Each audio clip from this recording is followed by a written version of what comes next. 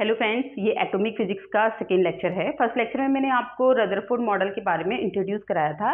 इस लेक्चर में हम लोग रदरफोर्ड एक्सपेरिमेंट क्या है, उन्होंने एक्सपेरिमेंटल अरेंजमेंट क्या किया था, उन्होंने अपनी स्कैटिक जो अल्फा पार्टिकल स्कैटरिंग की थी उसके क्या रिजल्ट निकाले थे, उन्होंने न्यूक्लियस का कॉन्सेप्ट कैसे दिया था, साथ में न्यूक्लियर डायमेंशन कितनी है, न्यूक्लियस का कॉन्सेप्ट देने के बाद न्यूक्लियस का साइज कितना होगा, उसके लिए फॉर्मूला जो दिया था वो मैंने पिछले लेक्चर में भी आपको कराया था। लेकिन इस लेक्चर को पर्टिकुलरली आपका रदरफोर्ड का मॉडल के ऊपर ही है, उसमें उनके क्या क्या रिजल्ट रहे, क्या क्या उन्होंने फाइंड आउट किया, वो सब हम इस लेक्चर में देखने वाले हैं। इम्पैक्ट पैरामीटर के बारे में देखेंगे, स्कैटरिंग एंगल और इम्पैक्ट पैरामीटर के बीच में क्या रिलेशन है, और रदरफोर्ड स्कैटरिंग फार्मूला यानी कि कितने number of alpha particle theta angle पर स्कैटर होंगे, उसके लिए रदरफोर्ड ने जो फार्मूला दिया था वो ड्राइव करेंगे। तो ये सब हम इस लेक्चर में करने वाले हैं। तो स्टार्ट करते हैं रदरफोर्ड की स्कैटरिंग एक्सपेरिमेंट से। रदरफोर्ड मैंने आपको पहले भी बताया था पिछले लेक्चर में भी, जो रदरफोर्ड हैं वो जे थॉमसन के अंडर रिसर्च कर रहे थे रेडियो एक्टिविटी के ऊपर, और उन्होंने रेडियो एक्टिविटी में अल्फा पार्टिकल और बीटा पार्टिकल इन दोनों के बीच का डिफरेंस मतलब डिस्टिंग्विश किया था कि ये दोनों डिफरेंट पार्टिकल हैं। ओके, तो उन्होंने क्या किया, जब जे थॉमसन ने एटम के स्ट्रक्चर के बारे में एक हाइपोथेसिस दी कि एटम जो है वो एक पॉजिटिवली चार्ज पूरा स्फीयर है और इलेक्ट्रॉन उसके बीच में मतलब कहीं कहीं एम्बेडेड है, तो इस चीज को फाइंड आउट करने के लिए उन्होंने आइडिया सजेस्ट किया और उन्होंने अपने दोनों कोवर्कर गाइगर और मार्स्टन इन दोनों को वर्क दिया कि वो अल्फा पार्टिकल मेटल की फॉइल के ऊपर इंसिडेंट कराएं और देखें कि क्या रिजल्ट मिलता है। देखिए, थॉमसन का अगर एटॉमिक मॉडल सही है, अगर उसी को ही रदरफोर्ड सही मान के चल रहे थे, तो जितने भी अल्फा पार्टिकल हैं वो मेटल की फॉइल से अगर पास कराएंगे, थिन मेटल की फॉइल होगी, तो वो सीधे निकल जाने चाहिए। क्यों? क्योंकि थॉमसन के अकॉर्डिंग ये जो एटम है इसमें पॉजिटिव चार्ज यूनिफॉर्मली डिस्ट्रीब्यूट है और इलेक्ट्रॉन ऐसे जगह जगह एम्बेडेड है। तो अगर फास्ट अल्फा पार्टिकल, आपको ध्यान रखना चाहिए, रेडियो एक्टिव एलिमेंट, नेचुरल जो रेडियो एक्टिव एलिमेंट से अल्फा पार्टिकल निकलता है उसकी जो एनर्जी होती है अबाउट 7.7 MeV होती है। तो इतनी एनर्जी के पार्टिकल की जो अल्फा पार्टिकल है उसकी वेलोसिटी अबाउट 2 × 10⁷ मीटर पर सेकेंड होती है। ओके, हम एनर्जी कैलकुलेट करते हैं, वेलोसिटी नहीं रखते, इसीलिए जब हम फॉर्मूले भी ड्राइव करेंगे तो अल्फा पार्टिकल की एनर्जी को ही हम रख के फॉर्मूला ड्राइव करेंगे। ओके, क्योंकि हमें वो पता होती है आसानी से। तो इतनी फास्ट एनर्जी के अल्फा पार्टिकल अगर मेटल फॉइल के ऊपर इंसिडेंट होंगे तो ये जो पॉजिटिवली चार्ज डिस्ट्रीब्यूट हुआ है ये अल्फा पार्टिकल के ऊपर कोई भी रिपल्सन, कोलम्बियन रिपल्सन नहीं लगाएगा और वो सीधे के सीधे दूसरी तरफ निकल जाने चाहिए। तो इस एक्सपेरिमेंट को परफॉर्म करते हुए ये एक्सपेक्टेशन रखी गई कि जब मेटल फॉइल से अल्फा पार्टिकल पास हो तो वो सीधे विदाउट डिफ्लेक्शन सीधे स्क्रीन पे आना चाहिए।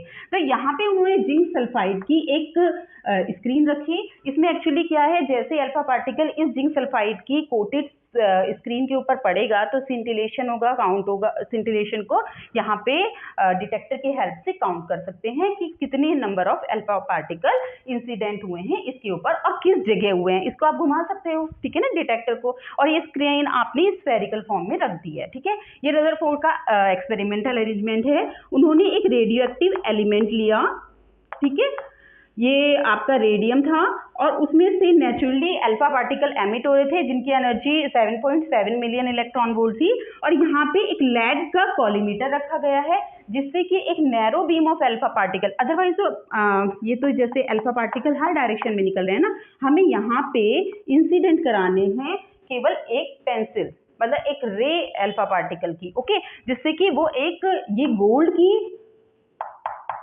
फॉइल है। ओके, गोल्ड की फॉइल मैंने आपको पहले भी बताया था, उसको जो गोल्ड मेटल है उसको बीट करके बहुत थिन फॉइल भी बना सकते हैं, और इस फॉइल की थिकनेस अबाउट 10⁷ मीटर के ऑर्डर की है।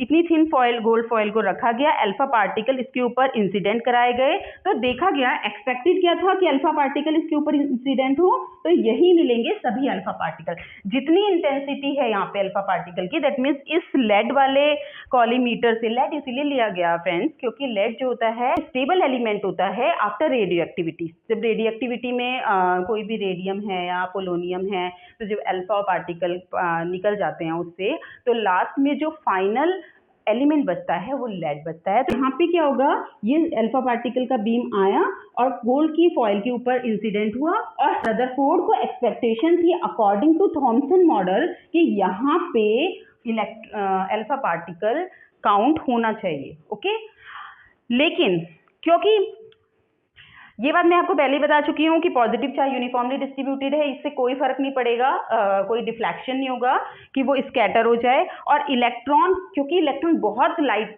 पार्टिकल है और अल्फा पार्टिकल उससे 8000 टाइम्स मासिव है एज कंपेयर टू इलेक्ट्रॉन, तो इसीलिए इलेक्ट्रॉन का भी अल्फा पार्टिकल की वेलोसिटी पे या डायरेक्शन पे कोई इफेक्ट नहीं होगा और वो सीधे आ जाना चाहिए। लेकिन अब एक्चुअली में स्कैटरिंग एक्सपेरिमेंट में क्या ऑब्जर्व किया गया, देखिए 3 चीजें ऑब्जर्व की गई। Most of the alpha particle जो हैं वो सीधे निकल गए, ओके, लेकिन कुछ पार्टिकल ऐसे हुए जो बहुत ज्यादा, कुछ पार्टिकल ऐसे भी थे जो डिफरेंट एंगल पे स्कैटर हुए और बहुत लेस लेकिन थे कुछ पार्टिकल जो 180 डिग्री पे वापस आ गए। 180 पे एक्चुअली ये इंसिडेंट डायरेक्शन है, इससे 180 डिग्री पे वापस आना। तो ये बैकवर्ड डायरेक्शन में क्यों आए हैं, इस चीज को रदरफोर्ड ने रिमार्क किया कि अगर ये वापस आ रहे हैं तो इसका मतलब ये है कि अगर आप देखें कि कोई टिश्यू पेपर है, ओके, उस पर 15 इंच की एक फास्ट बॉल, बहुत fast moving ball tissue paper के ऊपर आपने इंसिडेंट की और वो बैकवर्ड डायरेक्शन में आ जाए, ऐसा पॉसिबल है? आप खुद ही इमेजिन करके देखिए कि अगर टिश्यू पेपर रखा है और आपने एक बॉल को स्ट्राइक किया अबाउट 15 इंच की, तो उसके बाद वो वापस आ जाए, तो वापस आ सकती है? नहीं, टिश्यू पेपर को फाड़ के नीचे निकल जाए, टिश्यू पेपर को फाड़ के आगे निकल जाएगी, पॉसिबल नहीं है कि वो वापस आए। तो यही एक ऐसा एविडेंस था जिसके कारण रदरफोर्ड को इस स्कैटरिंग एक्सपेरिमेंट के बारे में सोचने के लिए मजबूर कर दिया और उन्होंने थॉमसन जो मॉडल है उसमें कुछ करेक्शन किया। उनके अकॉर्डिंग जो मोस्ट ऑफ द पार्टिकल सीधे चले गए, ठीक है, विदाउट डेविएशन, इसका मतलब एटम का ऑलमोस्ट पार्ट एम्प्टी है, ओके। कुछ अल्फा पार्टिकल डेविएट हो रहे थे अपने पाथ से, ठीक है, कुछ ज्यादा डेविएट हो रहे हैं, कुछ और ज्यादा डेविएट हो रहे हैं, कुछ अल्फा पार्टिकल बैकवर्ड डायरेक्शन में आ रही हैं। तो इससे पता चल रहा है कि एटम का जो पॉजिटिव पार्ट है वो एक छोटी सी जगह पे कॉन्सेंट्रेट है, सारा पॉजिटिव चार्ज एक छोटे से पॉइंट पे कॉन्सेंट्रेट है जिसका नाम उन्होंने न्यूक्लियस दिया और वो एटम के सेंटर पे है जो एटम को बैलेंस भी करता है और इलेक्ट्रॉन उसके चारों तरफ हैं। उनके पैटर्न के बारे में रदरफोर्ड ने कुछ नहीं बताया भी, उन्होंने कहा कि इलेक्ट्रॉन को बैलेंस कर रहा है ये पॉजिटिव चार्ज सेंटर में और इसका नाम न्यूक्लियस है और ऑलमोस्ट एटम का सारा मास इस सेंटर, इस न्यूक्लियस के अंदर ही कॉन्सेंट्रेटेड है, ओके। और यहीं से उन्होंने ये भी कहा कि जो ये न्यूक्लियस है वो हाइड्रोजन न्यूक्लियस के बने हुए होते हैं और उसका नाम उन्होंने प्रोटॉन दिया।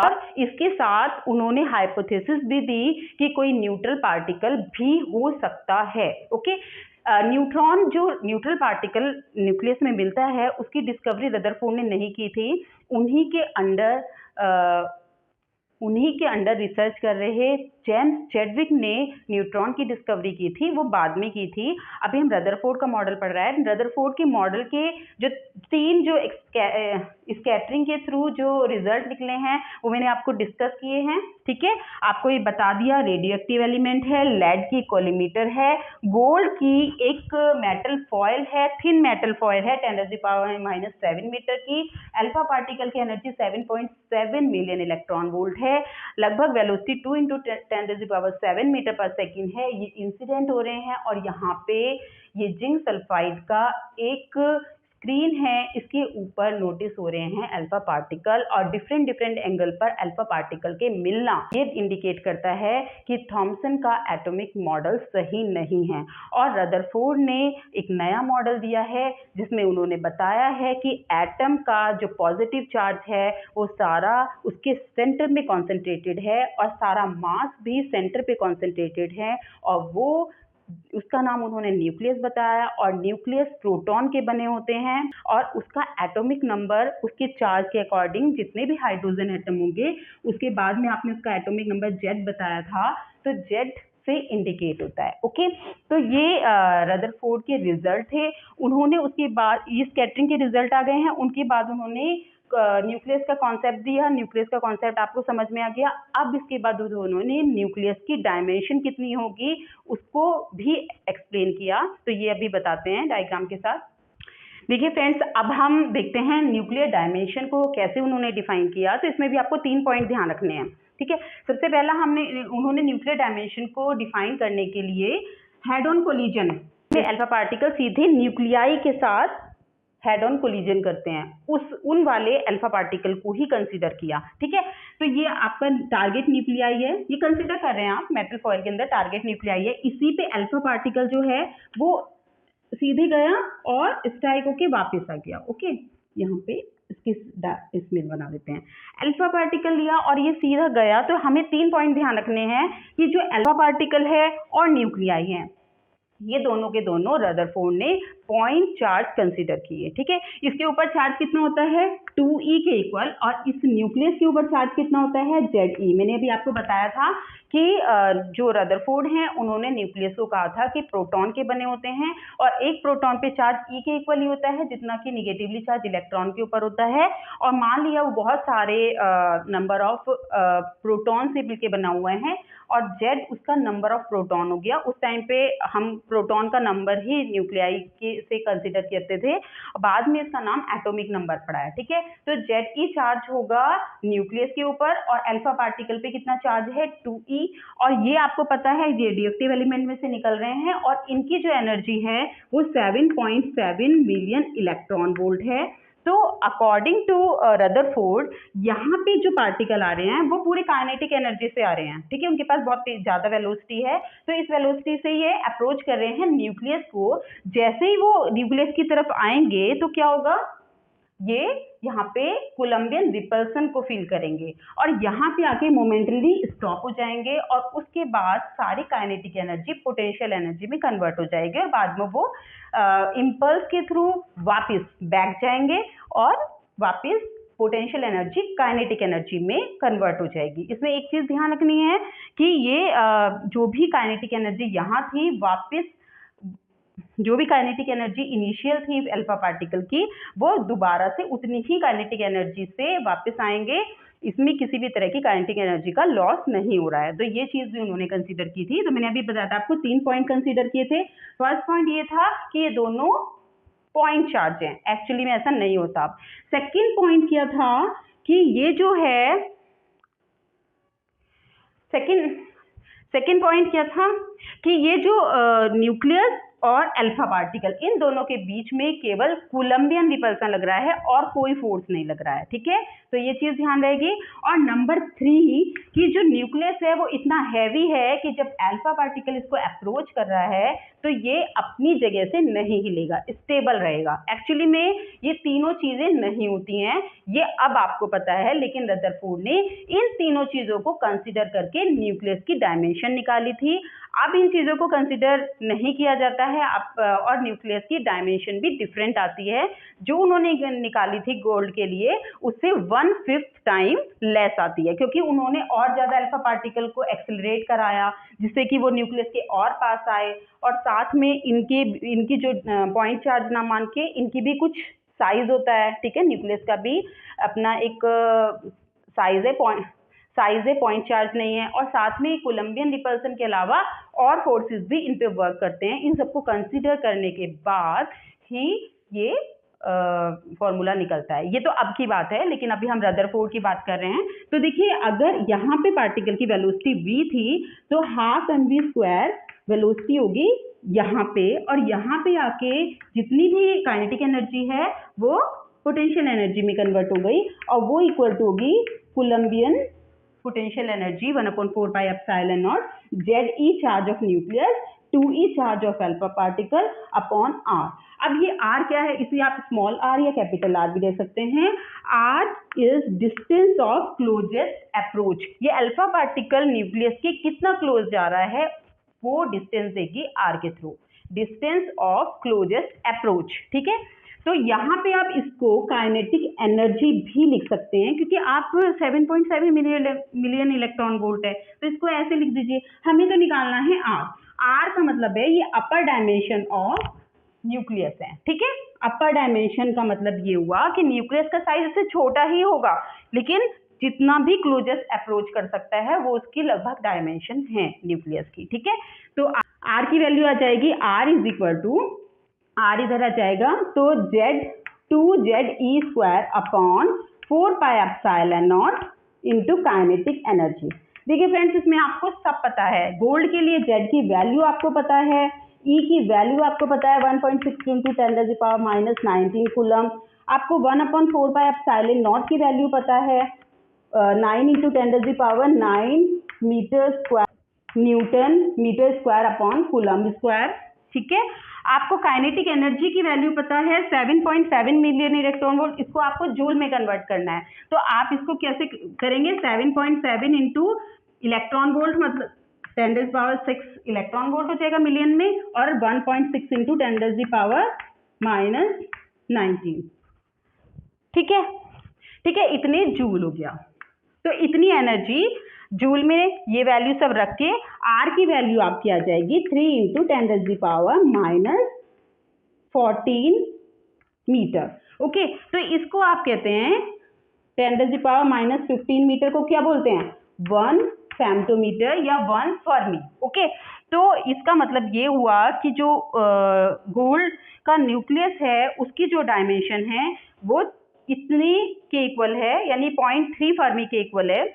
और एक्चुअली में ये तो रदरफोर्ड के अकॉर्डिंग हुई। और अब जब एक्सपेरिमेंट किया जाता है अल्फा पार्टिकल को स्पीड अप करके, मतलब उसमें एनर्जी प्रोवाइड करके आर्टिफिशियल मेथड से उसको और न्यूक्लियस के और क्लोज भी भेजा जा सकता है। उससे ये सजेस्ट होता है कि ये जो फॉर्मूला रदरफोर्ड ने दिया था ये एकदम करेक्ट नहीं है। उसके लिए अगर इलेक्ट्रॉन को आप इसके पास भेजते हो या न्यूट्रॉन को स्ट्राइक करते हो, क्योंकि अब बहुत सारे स्कैटरिंग के प्रोसेस हैं, आप अल्फा पार्टिकल के अलावा इलेक्ट्रॉन, न्यूट्रॉन और प्रोटॉन इन सबको से भी स्कैटर कर सकते हो। लेकिन आपको ध्यान रखना है कि प्रोटॉन से जब स्कैटर करेंगे तो प्रोटॉन की जो प्रोटॉन के ऊपर जो कोलम्बियन रिपल्सन लगता है न्यूक्लियस का वो बहुत कम लगता है as compare to alpha particle. तो वो एकदम बैकवर्ड डायरेक्शन में नहीं जाके वो सीधे निकल जाता है एटम को क्रॉस करके, ठीक है। अगर थिन फॉइल से आप बनाते हैं तो वो एटम को क्रॉस करके दूसरी साइड सीधा निकल जाएगा। तो इसीलिए प्रोटॉन को एज ए प्रॉब यूज नहीं कर सकते, ओके।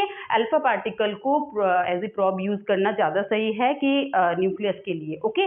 तो अब हमने ये समझ लिया कि न्यूक्लियस की डायमेंशन क्या होगी। अब हम देखते हैं, पहले हम पढ़ेंगे इम्पैक्ट पैरामीटर क्या होता है, और फिर इम्पैक्ट पैरामीटर और स्कैटरिंग एंगल इन दोनों के बीच में क्या रिलेशन है फिर वो देखते हैं।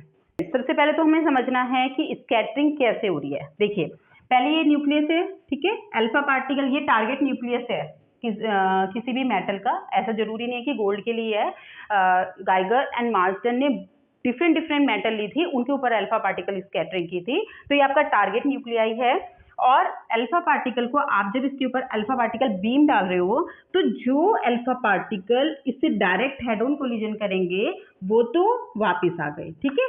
और जो यहाँ से गए और यहाँ से गए और यहाँ से गए एंड यहाँ से गए, ठीक है, सेम ही आप नीचे बना लेंगे, ये अल्फा पार्टिकल की बीम है।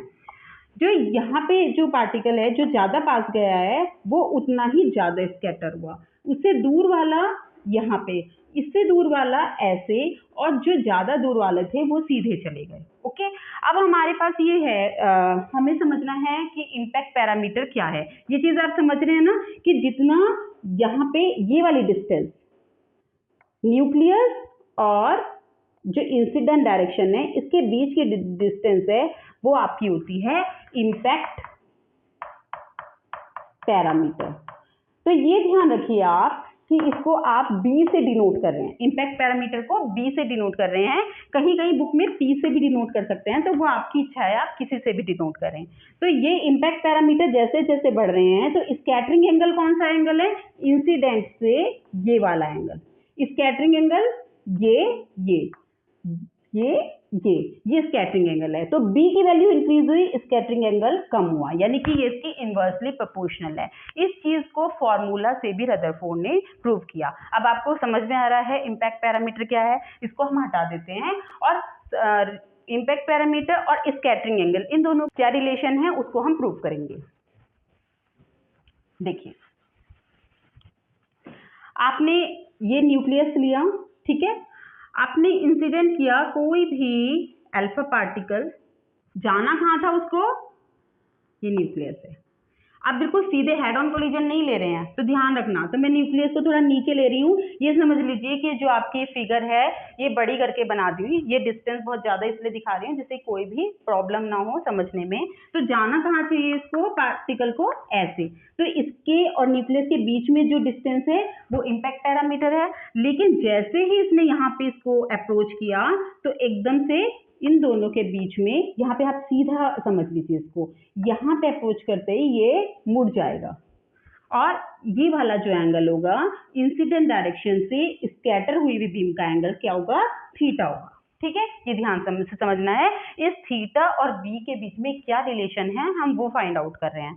अब आपको मैंने बताया था कि जो ये स्कैटरिंग एक्सपेरिमेंट है उसमें केवल कोलंबियन रिपल्सन ही लिया था रदरफोर्ड ने और इन दोनों को पॉइंट चार्ज लिया था। ये चीज अब आपको ध्यान रखना है। और इसमें एक पॉइंट और ऐड हो जाता है इस डेरिवेशन में कि रदरफोर्ड ने ये कहा था कि जब ये इसको अप्रोच करता है तो जितनी काइनेटिक एनर्जी के साथ ये यहाँ पे आ रहा है अल्फा पार्टिकल, उतनी काइनेटिक एनर्जी से वापस चला जाएगा। दैट मीन्स जितने मोमेंटम से इसको अप्रोच कर रहा है तो फाइनल मोमेंटम भी उतना ही होगा। मान लिया P1 मोमेंटम से अगर पार्टिकल आ रहा है, P1 is equal to mass of the alpha particle into velocity, यही तो होगा ना, तो उतना P2 फाइनल भी m इंटू v के इक्वल ही होगा। लेकिन आप ये देख रहे हैं कि जो पार्टिकल है वो तो अपने पाथ से डाइवर्ट हो गया। अब इसमें ध्यान रखना है, ये जो पाथ है, जो ये पाथ है इसको आप हाइपरबोलिक पाथ बोलते हो। हाइपरबोला बन रहा है ना, और इसमें न्यूक्लियस कहाँ है, आउटसाइड ऑफ हाइपरबोला है। ये चीज ध्यान रहेगी, हाइपरबोला ऐसे, ओके, और न्यूक्लियस कहाँ है, यहाँ। इसे हम n से रिप्रेजेंट करते हैं जिससे आपको समझ आ जाए। तो यहाँ पे मोमेंटम चेंज हो रहा है। क्यों चेंज हो रहा है, क्योंकि न्यूक्लियस और अल्फा पार्टिकल के बीच में एक इम्पल्स लग रहा है। वो इम्पल्स क्या कर रहा है, केवल डायरेक्शन चेंज कर रहा है अल्फा पार्टिकल की, उसके इनिशियल और फाइनल मोमेंटम में कोई चेंज नहीं आ रहा है। तो यानी कि delta P is equal to P1 minus P2 होता है आपका। अकॉर्डिंग टू दिस तो जीरो होना चाहिए, लेकिन मोमेंटम तो चेंज हुआ है क्योंकि मोमेंटम एक वेक्टर क्वांटिटी है, तो इसीलिए हम उसको अगर जीरो कह देंगे तो दैट मीन्स वो हाइपरबोला नहीं बना सकता है।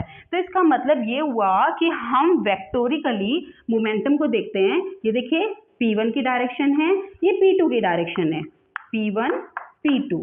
तो जो इनका रिजल्टेंट मोमेंटम होगा डेल्टा P होगा, तो ये वेक्टर से रिप्रेजेंट होगा। तो अगर हम इसी की डायरेक्शन में ऐसे करें और ऐसे करें, ये डायग्राम अलग से समझ लीजिए, तो ये आपका डेल्टा P दिखाएगा। और मैंने आपको बताया स्कैटरिंग एंगल P1 और डेल्टा P के बीच में इधर की साइड है। दैट मीन्स ये वाला जो एंगल है वो थीटा है, स्कैटरिंग एंगल।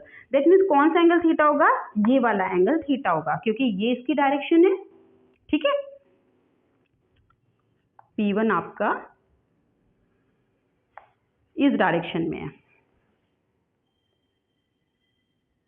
P1 आपका इस डायरेक्शन में इसके, और P2 आपका इस डायरेक्शन में, ये वाला आपका P2 का डायरेक्शन है, इनके बीच में थीटा है। अब आपको ये पता है कि P1 और P2 ये दोनों के दोनों इक्वल हैं। दैट मीन्स कि ये आर्म और ये आर्म इक्वल होगी, तो ये एंगल और ये एंगल इक्वल होगा। और आपको पता है किसी भी ट्राइंगल के लिए जो तीनों एंगल का सम है वो पाई होता है, तो पाई माइनस थीटा इन दोनों एंगल का सम होगा। और ये दोनों अगर इक्वल है तो ये वाला एंगल कितना होगा, half of pi minus theta. Clear है, ये दोनों एंगल इक्वल हैं, पाई माइनस थीटा इनका सम है, तो half of pi minus theta ये वाला एंगल हो गया। अब हम इसे लगाएंगे साइन का लॉ। ठीक है, ध्यान रखना है टारगेट हमारा क्या है, इम्पैक्ट पैरामीटर और स्कैटरिंग एंगल के बीच का रिलेशन। ठीक है, अभी हम इसमें थोड़ी सी कैलकुलेशन कर रहे हैं। इस कैलकुलेशन में मुझे नहीं लगता आपको कोई परेशानी होनी चाहिए। अगर आपको थोड़ी सी भी परेशानी है तो आप बैक करके फिर से समझिएगा। ठीक है, अब हम साइन लॉ लगाएंगे। साइन लॉ में क्या होता है, देखिए ये आपका मान लिया ट्राइंगल है और ये एंगल अल्फा है, ये एंगल बीटा है, ये आर्म ए है, ये आर्म बी है। तो according to sine rule sine alpha upon sine beta is equal to a upon b होता है। तो ये मैथमेटिक्स के थ्रू होता है। तो हम इस ट्राइंगल में इसको अगर लगाएं तो sine theta upon sine half of pi minus theta is equal to किसके इक्वल होगा? इसके सामने ये है डेल्टा पी और इसके सामने क्या है? P2। ओके, ये चीज क्लियर है इससे। तो यहाँ पे ये निकल के आ रहा है, इस रिलेशन से एक्चुअली में हम डेल्टा पी की वैल्यू निकाल सकते हैं, क्योंकि डेल्टा पी अगर हम P2 माइनस P1 करेंगे तो वो तो जीरो निकल के आ जाएगा, लेकिन हमें मोमेंटम में चेंज देखना है।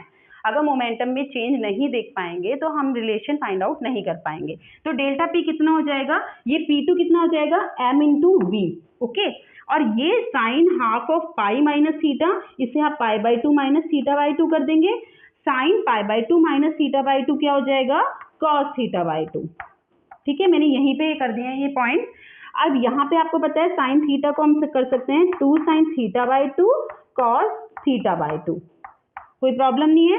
इससे ही कैंसिल हो जाएगा, आपके पास हो जाएगा 2 साइन थीटा बाई टू, यानी डेल्टा पी की वैल्यू आ जाएगी 2mv sine theta by to. Okay friends, तो यहां तक आपने डेल्टा पी की वैल्यू निकाल ली। अब हम इसको हटा देते हैं।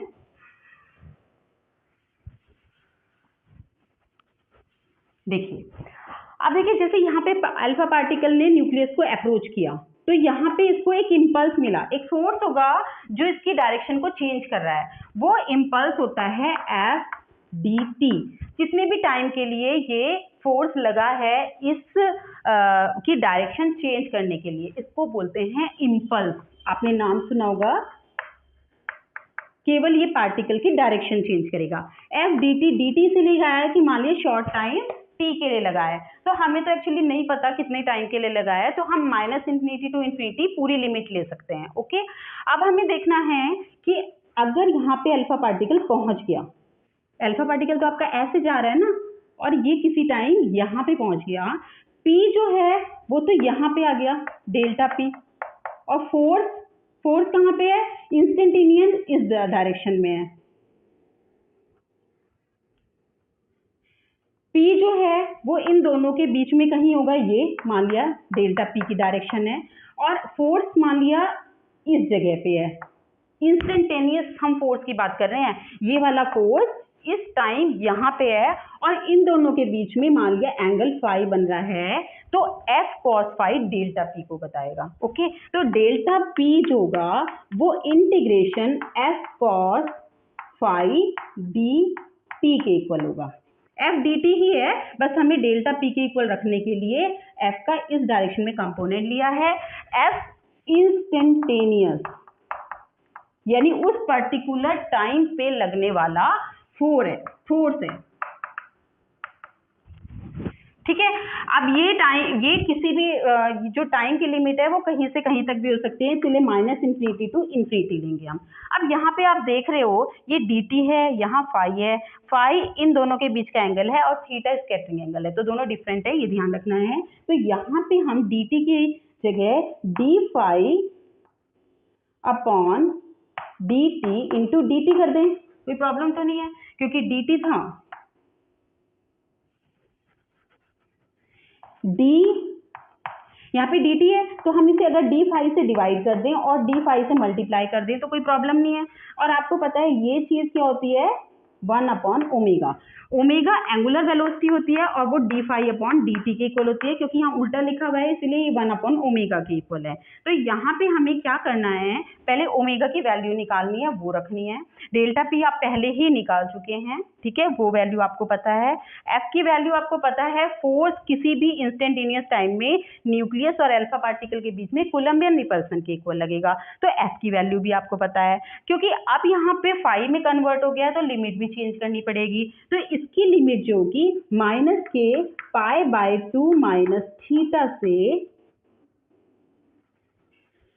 तो इसकी limit minus half of pi minus theta से प्लस का half of pi minus theta तक इसकी लिमिट हो जाएगी टी की, क्योंकि यहाँ से यहाँ तक पूरा का पूरा इसकी लिमिट रहेगी।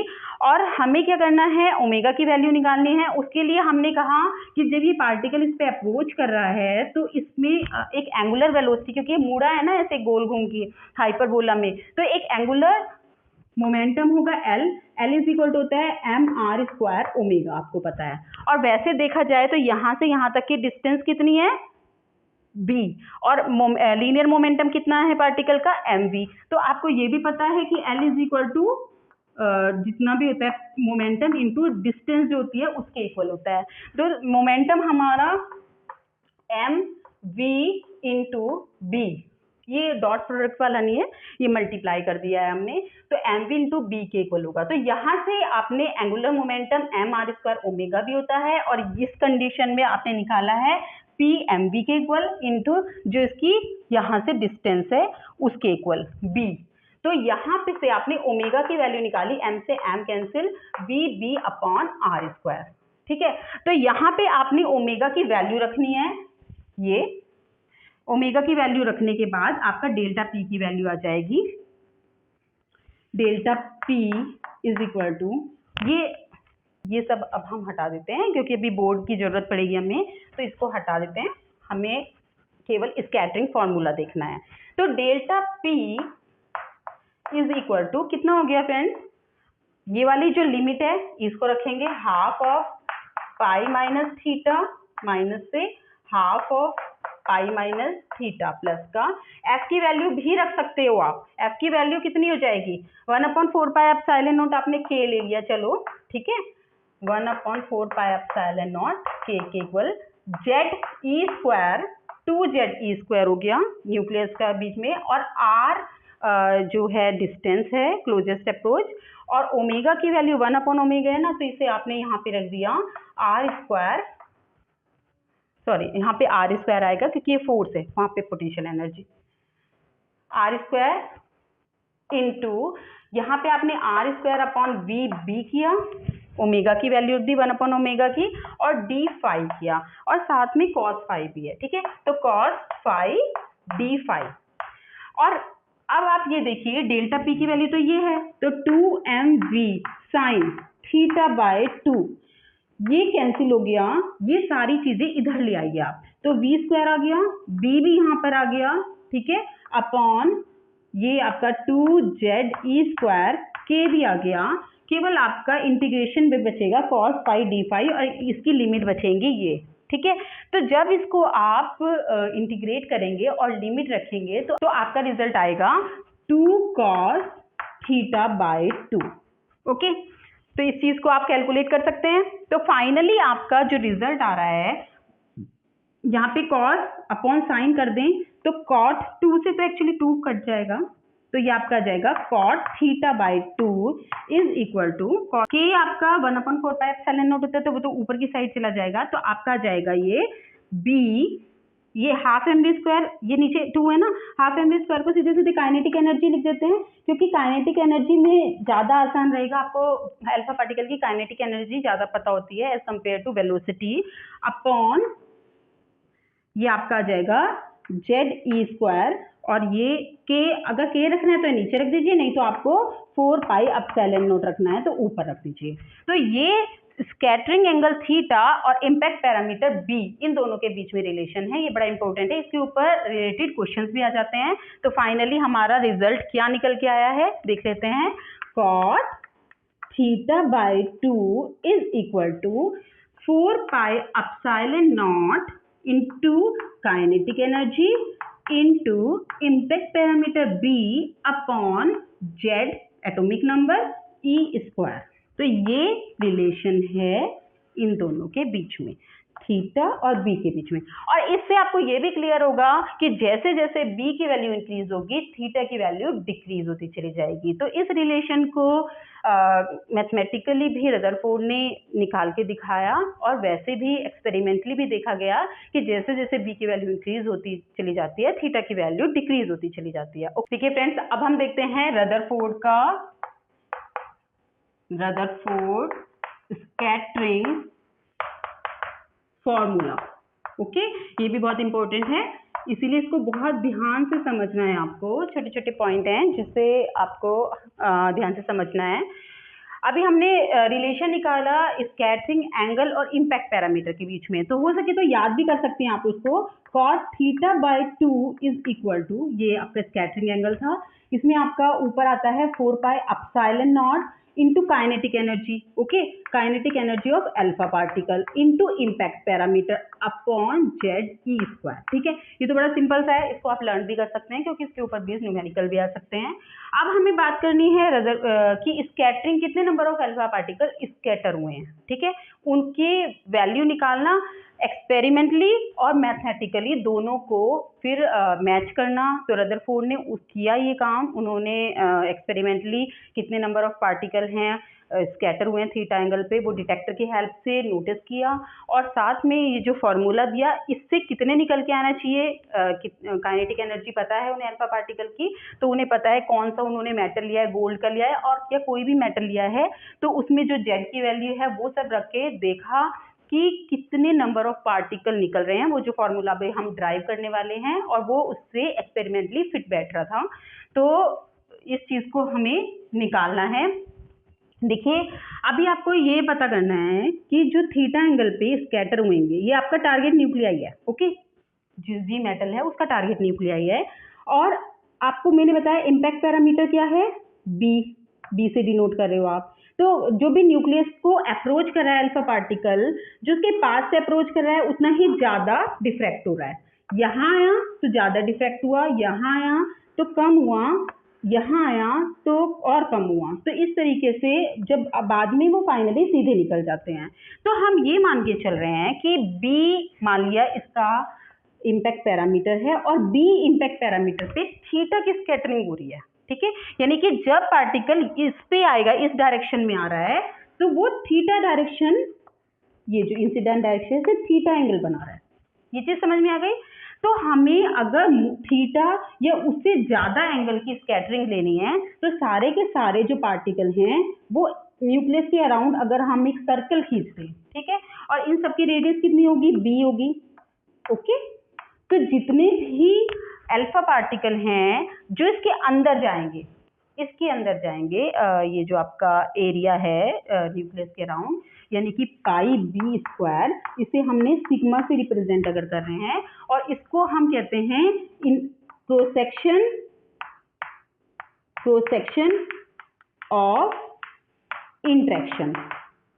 ठीक है, अल्फा पार्टिकल इस वाले क्रॉस सेक्शन से इंटरेक्ट कर रहे हैं, तो वो सारे के सारे अल्फा पार्टिकल थीटा या उससे ज्यादा एंगल पर स्कैटर होंगे। ये पॉइंट समझ में आ गया, यानी कि इसके अंदर जाने वाले सारे अल्फा पार्टिकल थीटा या उससे ज्यादा के एंगल पे स्कैटर होंगे, उसके बाहर की बात नहीं हम कर रहे हैं, ओके। इम्पैक्ट पैरामीटर बी, तो ये चीज आपको क्लियर है, और इसे सिग्मा से रिप्रेजेंट किया, ओके। तो ये चीज तो हो गई, इसको हम हटा देते हैं अभी। अब हमने कहा कि हमने एक मेटल की फॉइल ली, ओके। इस फॉइल पे तो बहुत सारे टारगेट न्यूक्लियाई होंगे, और बहुत थिन फॉइल ली है 10⁻⁷ मीटर की, गोल्ड की केस में ही हम बात कर रहे हैं।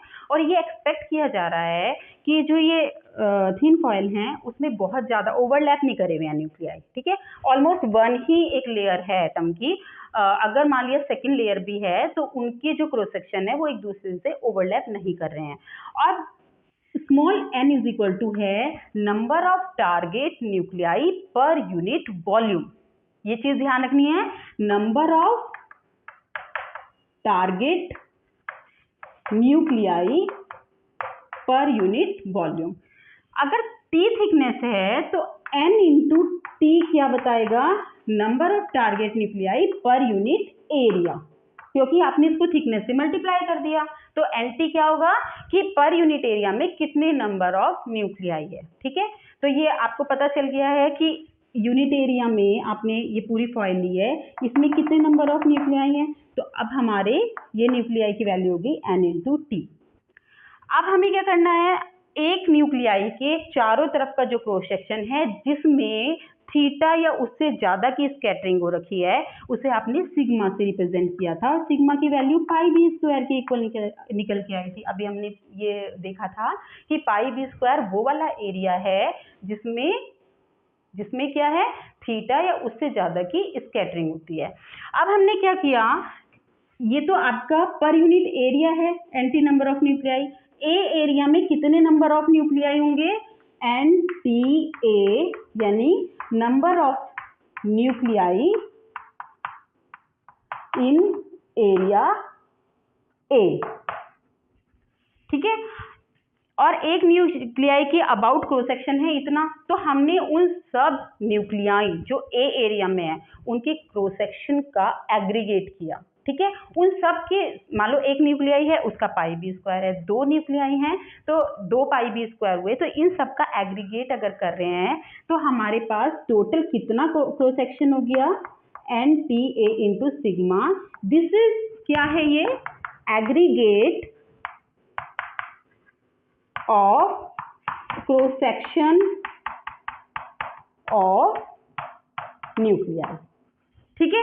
तो ये चीज निकल के आ गई, ये चीज आपको समझ में आ गई। अब हमें देखना है F फ्रैक्शन, वो फ्रैक्शन की इंसिडेंट अल्फा पार्टिकल में से कितने स्कैटर होंगे with in range B, her nuclei के B रेंज में, यानी थीटा या उससे ज्यादा एंगल से स्कैटर होने वाले कितने अल्फा पार्टिकल हैं, उनका फ्रैक्शन अगर निकालना है तो उन सब का एग्रीगेट लेंगे हम, इतने सब न्यूक्लियाई है इन सब का एग्रीगेट और अपॉन एरिया, कितना एरिया है उससे, तो per unit area NTA sigma upon A।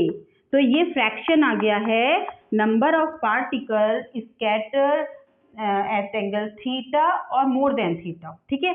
तो ये आपका NT सिग्मा के इक्वल आ गया। और मैंने आपको बताया कि सिग्मा क्या है, क्रॉस सेक्शन एरिया है, तो ये आपका पाई बी स्क्वायर के इक्वल होगा। और आपको पता है बी की वैल्यू यहाँ से निकाल सकते हो आप, देखिए ये बी है ना, तो ये दोनों के बीच में रिलेशन है, तो यहाँ से एफ की वैल्यू आप आसानी से निकाल सकते हो। NT, टी क्या चीज है, थिकनेस और फॉयल, ठीक है, ये तो आपको नोन ही है। N number of atom per unit volume भी आपको पता होते हैं किसी भी मेटल के लिए, तो इसमें कुछ भी अननोन नहीं है। बी की वैल्यू क्या होगी, ZE square upon 4 pi epsilon not kinetic energy, और ये आपका कॉट थीटा बाई 2 है, कॉट थीटा बाई 2।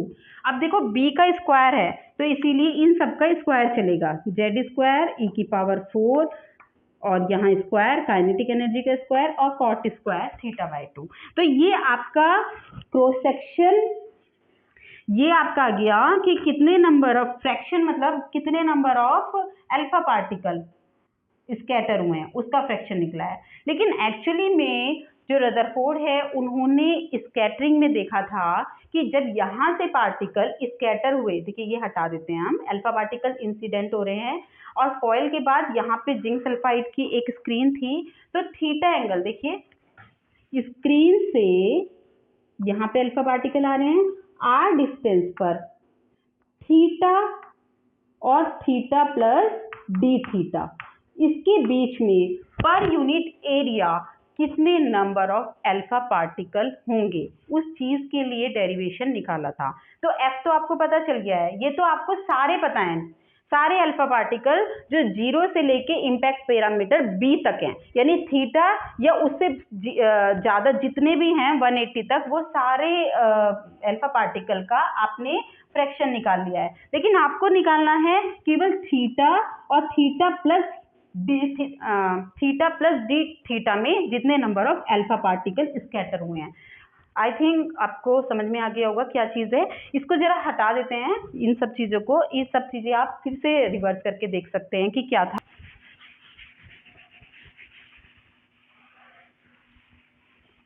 देखिए फ्रेंड, इस फिगर को हम दोबारा से बना देते हैं। ये फॉयल है, ठीक है, यहाँ पे टारगेट न्यूक्लियाई आया, यहाँ पे अल्फा पार्टिकल आया टारगेट न्यूक्लियाई पे। अब आपको पता है कि पर यूनिट एरिया में कितने नंबर ऑफ टारगेट न्यूक्लियाई हैं, और यहाँ पे आपने स्क्रीन लगा दी है, तो यहाँ पे स्कैटर हुआ अल्फा पार्टिकल, मान लिया इंसिडेंट डायरेक्शन से थीटा एंगल पे हुआ है, और आपको सारे निकालने हैं कलेक्शन ऑफ अल्फा पार्टिकल जो थीटा से थीटा प्लस डी थीटा, यानी इस वाले पूरे एरिया में हुए हों। स्क्रीन जो आपकी स्फेरिकल टाइप की है, ठीक है। खाली ये पतली सी लाइन नहीं है, एक आप इमेजिन करिए कि वो पूरा पूरा स्फेरिकल टाइप की है, और उस पे जितने भी अल्फा पार्टिकल स्कैटर होंगे वो एक कोन में होंगे ऐसे। ये एनुलर वाला जो एरिया होगा उसमें जो आपके अल्फा पार्टिकल हैं सारे के सारे स्कैटर हुए हुए, जो थीटा से थीटा प्लस डी थीटा के बीच में होंगे, वो सारे यहाँ पे आएंगे। तो यहाँ पे आपको ये पता होना चाहिए कि हमें ये वाला एरिया निकालना है। इस एरिया को कैसे निकालेंगे? आपको पता है कि स्क्रीन से, ये वाला स्क्रीन है आपका, इससे इसकी पॉइंट की डिस्टेंस r है, ठीक है, और ये d फाई है, तो r is equal to r d phi हो जाएगी, ठीक है। और अगर इसे आप सेंटर से ऐसे मिला दें तो ये वाली जो डिस्टेंस है ये कितनी हो जाएगी? r sine theta, okay. तो सर्कमफ्रेंस ऑफ इसके कोन की जो ये वाला सर्कल वाला पार्ट है, इसकी सर्कमफ्रेंस कितनी हो जाएगी? 2 पाई r साइन थीटा। ऐसी तो होती है सर्कमफ्रेंस, 2 पाई r के इक्वल होती है, रेडियस कितनी है? r साइन थीटा है। और अगर हम इसको r d थीटा से मल्टीप्लाई कर दें तो क्या हो जाएगा? ये इस पूरे का एरिया, ये एनुलर जो है, जो ये एनुलर रिंग है, रिंग नहीं मतलब जैसे कोन सरफेस है ना, इस पे इस पूरे का एरिया आ जाएगा। जितने भी डी थीटा से जितने भी number of alpha particle scatter होंगे वो सारे के सारे इस एरिया में आएंगे। तो ये वाला एरिया आपका ये निकल गया, इसको हम ds से डिनोट करेंगे क्योंकि ये आपका पूरा एरिया नहीं है, ये आपका इस वाले एरिया का जो आपकी एनुलर एलिमेंट बन रहा है इसका एरिया है, ठीक है। अब हमने इसको क्यों निकाला? अब हम यहाँ पे हमने अल्फा पार्टिकल इंसिडेंट कराए, वो आपके इंसिडेंट हो रहे थे 0 से b के बीच के सारे, लेकिन हमें कौन से वाले जो चाहिए? b से b प्लस db। यहाँ से इस इम्पैक्ट पैरामीटर से जो अल्फा पार्टिकल स्कैटर होंगे वो सारे के सारे थीटा प्लस डी थीटा यानी डी थीटा रेंज में जाएंगे। ये चीज समझ रहे हैं? तो हम लोगों को सिर्फ यही वाले अल्फा पार्टिकल लेने होंगे जो डीबी रेंज से स्कैटर हुए हैं। तो उसके लिए आप क्या करेंगे? आपको तो ये सारे फ्रैक्शन पता है, आपको पता है कि कितने नंबर ऑफ अल्फा पार्टिकल 0 से b के बीच में स्कैटर हुए हैं। अगर हमें डी थीटा वाले चाहिएंगे तो डिफ्रेंशिएट करना पड़ेगा, यानी कि df की वैल्यू निकालनी पड़ेगी। तो इसको हटा देते हैं, ये आपका df। एक्चुअली थोड़ा लाइट कम हो गई है, लाइट चली गई थी, लेकिन ये लेक्चर अब मैं कंप्लीट कर रही हूँ तो इसीलिए आई थिंक आपको ये क्लियर होगा कि क्या है। इसको जब आप डिफरेंशिएट करोगे तो कॉट स्क्वायर थीटा बाई 2 से तो आपका 2 कॉट थीटा बाई 2 और कॉसिक स्क्वायर थीटा बाई 2 आएगा, और साथ में माइनस का साइन आएगा, और ये सारा का सारा जो पार्ट है वो सारा कांस्टेंट ऐसे कि एज इट इज आ जाएगा। e की पावर 4 पाई एप्सिलॉन नॉट का स्क्वायर और काइनेटिक एनर्जी का स्क्वायर। देखिए फ्रेंड्स, यहाँ पे आपका माइनस साइन ये बताता है कि जैसे जैसे थीटा इंक्रीज होगा आपका फ्रैक्शन जो है स्कैटर्ड अल्फा पार्टिकल का फ्रैक्शन जो है वो कम होता चला जाएगा। तो इसे आप इग्नोर कर सकते हैं, अभी ये केवल आपको ये रिलेशन बता रहा है, माइनस साइन ये बताएगा, ठीक है। अब आपने क्या किया? df की वैल्यू निकाल ली जो केवल d थीटा रेंज में स्कैटर होंगे। अगर आपके पास मान लिया जो इंसिडेंट अल्फा पार्टिकल हैं वो ni हैं, टोटल इंसिडेंट पार्टिकल ni है, तो अगर आपको केवल वही d थीटा वाले लेने हैं तो आप ni को df से मल्टीप्लाई करेंगे। तो ni इंसिडेंट पार्टिकल में जितने d थीटा रेंज में स्कैटर हुए हैं उनकी वैल्यू आ जाएगी ni इंटू df। अगर आपको निकालने हैं number of particle scattered through D theta angle या theta angle per unit area, तो आपको ds से डिवाइड करना पड़ेगा। वो ds आपने वहां निकाला था, फिर पर यूनिट एरिया निकाल रहे हैं, इस चीज को आपको ध्यान रखना है। तो ये सारी वैल्यू और ये सब डिवाइड करके आपके पास फाइनली n थीटा की जो वैल्यू आएगी। इसमें एक चीज और ध्यान रखना कि 2 पाई r, इसको आप साइन थीटा को 2 साइन थीटा बाई 2 और ये r स्क्वायर हो जाएगा कॉस थीटा बाई 2 कर देना d थीटा, और यहाँ पे कॉट थीटा बाई 2 को cos theta by 2 upon sine theta by 2 कर देना। ठीक है। तो जब ये सारी वैल्यूज आप इसमें रख देंगे तो एन थीटा की वैल्यू आ जाएगी आपकी, एन आई तो ऐसे है, और ये वाली वैल्यू रखोगे आप एन, ठीक है, जेड स्क्वायर ई की पावर 4 अपॉन ये आज आपका जगह 8 पाई एप्सिलॉन नॉट का होल स्क्वायर, काइनेटिक एनर्जी का स्क्वायर आर स्क्वायर, और नीचे आ जाएगा 1 अपॉन साइन की पावर 4 थीटा बाई 2।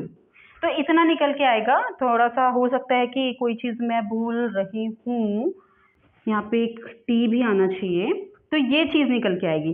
तो ये आपका रदरफोर्ड के अकॉर्डिंग जो भी पार्टिकल थीटा एंगल से स्कैटर हुए हैं उनके लिए, उनके नंबर के लिए ये रिलेशन है। और यहाँ पे ये कॉसेक की पावर 4 थीटा बाई 2 या के प्रोपोर्शनल और साइन की पावर 4 थीटा बाई 2 के इनवर्सली प्रोपोर्शनल आ रहा है। दैट मीन्स कि नंबर ऑफ पार्टिकल जैसे जैसे आप थीटा इंक्रीज कर रहे हो, ठीक है, थीटा यानी कि ये इंक्रीज कर रहे हो तो नंबर ऑफ पार्टिकल की वैल्यू कम होती चली जाएगी, ठीक है।